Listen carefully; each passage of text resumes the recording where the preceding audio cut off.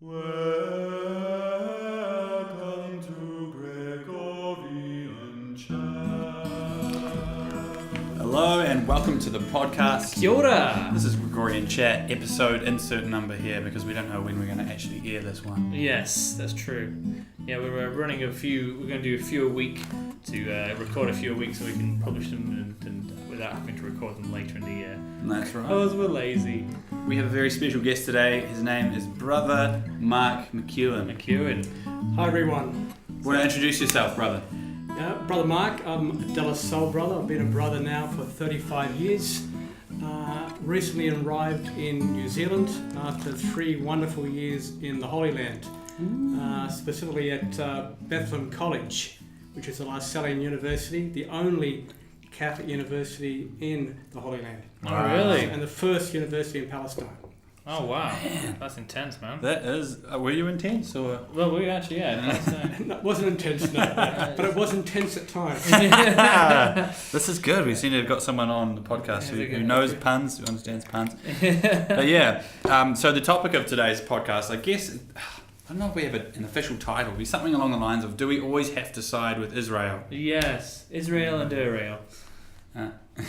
Who are we Israel, a good form of transport. I don't know. But something along the lines of, do we have to side with Israel? Or, and Yes. obviously because you've lived there, Brother Mark. And Yes. yeah. Well, because it is an interesting question because, in scriptures we hear all the time, God's praising Israel or promising something to Israel, and it's sort of there is that kind of thing that we are spiritually Israel as Christians, and it's okay, so how does this all practically work itself out? I suppose is what we're going to try and explore. Yeah. So yeah, it's I think it's something that really interests me. I hope it interests you. But I think the Holy Land's always something interesting. This is true. But I guess we could start with what are a few of your experiences from being both in Israel and in New Zealand? Yes, one of the things I felt before going to work in the Holy Land was that I was really influenced by the media, the Western media, the media in Australia, the media in New Zealand, which is heavily slanted towards the Israeli narrative. And it wasn't until I got to live in Bethlehem that I heard another side of the story. I heard the Palestinian side, and actually lived and worked alongside students, my colleagues, who day in day out live under the occupation. Because the Bethlehem's in the West Bank. Literally, I could leave the brother's house and walk. In 20 minutes, I could be in Israel. That's how close it was. Wow. Sort of almost surrounded by a wall.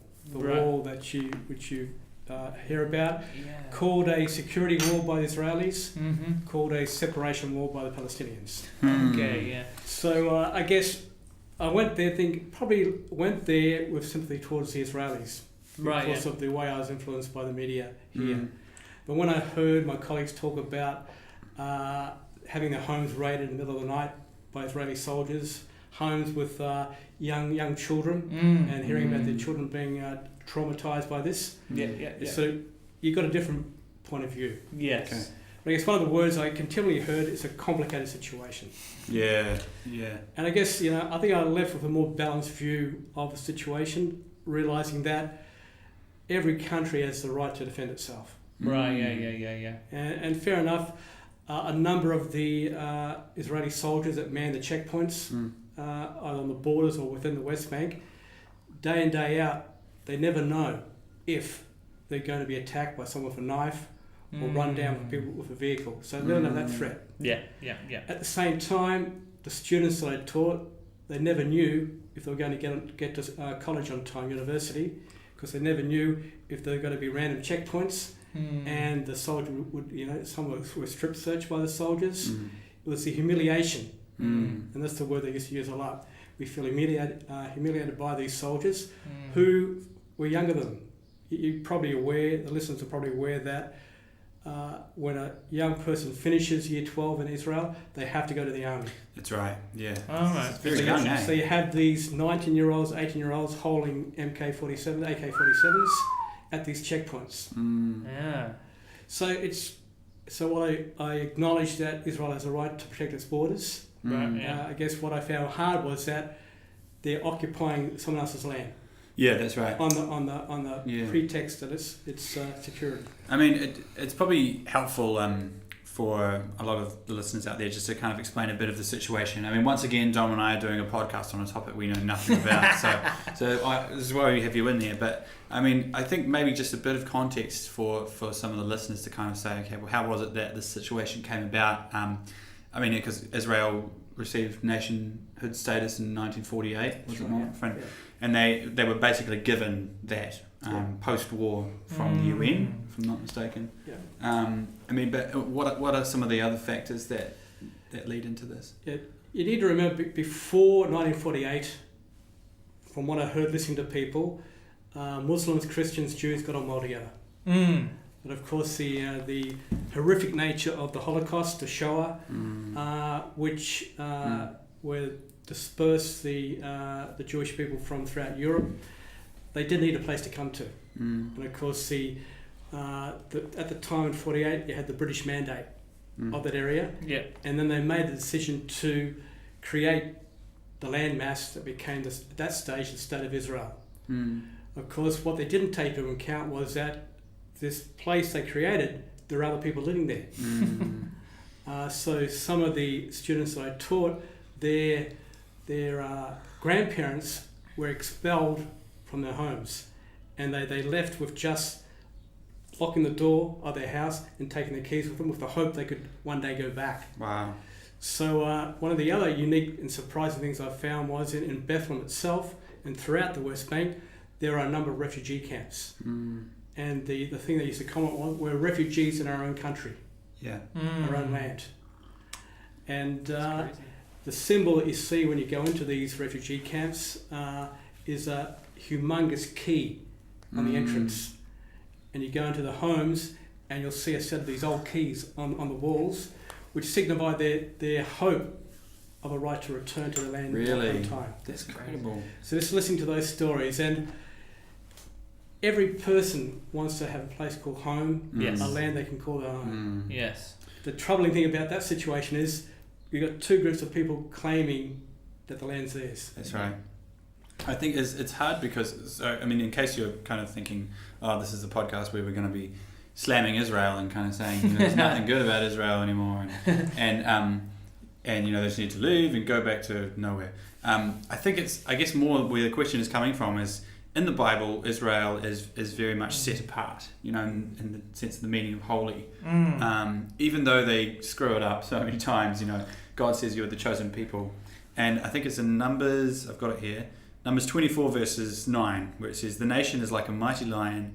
When it is sleeping, no one dares wake it. Whoever blesses Israel will be blessed, and whoever curses Israel will be cursed. So, in a sense, a lot of people would take that as a very literal prophecy and kind of say, okay, so that means that we always have to support Israel. We need to bless them no matter what it is they're doing. But I guess what I'm saying is where we're coming from is saying, how do we reconcile these two things? I mean, if we had the same experience as you and went to Palestine and lived there and then said, how do I reconcile, I guess, scripture really, and prophecy with a real life situation? And say, it's not as if we're slamming Israel now, but just kind of saying, we thought they were special, but are they still, is the Israel in the Bible still the same thing as the Israel today? I'd say no. You have to remember that the state of Israel is essentially a secular state. Right. And you have the what people have heard about, the Zionist movement, which is all about that. There's you go to a place like Tel Aviv, you might as well be somewhere like on the Gold Coast. All right. Okay, with what you see on the beaches, the nightclubs and that. The difference is when you go into like Jerusalem itself, particularly the Old City and the surrounding areas of the Old City of Jerusalem, where you have the Orthodox Jews. So certainly from the perspective of the Orthodox Jews, what you're saying is exactly true. That this is our land, and the last year or so there's been a lot of fights and clashes on what the Jews call the Temple Mount, which the Muslims call Haram al-Sharif, which according to their religion, the Prophet Muhammad ascended from the Dome of the Rock. Mm. So there's always, again, you've got groups of people making, from their point of view, legitimate claims to one piece of land. Yeah. Yes. What you hope is that some reconciliation can happen to allow access by both people. Yeah. Bizarrely, the actual Temple Mount, Haram al-Sharif, is controlled by some group in Jordan, some religious group in Jordan. Right. So, and What a mess. and then you've got the policies. You've got the policies of the Netanyahu government, which has to kowtow to the right-wing movement to actually stay in power. And then you've got the Palestinian Authority, and which is mainly Fatah, and the clashes they have with Hamas. So there's, even within the two different areas, people can't get on with each other. Yeah, I mean, but Hamas is like, their whole goal is to get rid of Israel, right? Is that right? That's I think there's been a lessening of that stance. Okay. But certainly it's one of their objectives. And that's why it's so frustrating, so complicated, because you really want to hope people can live together. There's a number of movements that bring young people together from Palestine, the West Bank, with young people in Jerusalem. Okay. One's called Seeds of Hope, where they actually 18-year-olds mix with other 18-year-olds. But of course, what happens is that if they tend to meet in a different country, outside of Israel or Palestine. And of course, when they come back to their countries, there's limited options to actually connect again. Because who have you been in contact with, and who have you? And it's more so they can't get, like people in the West Bank can't always get permission to travel into Israel to see their friends in Jerusalem. I see.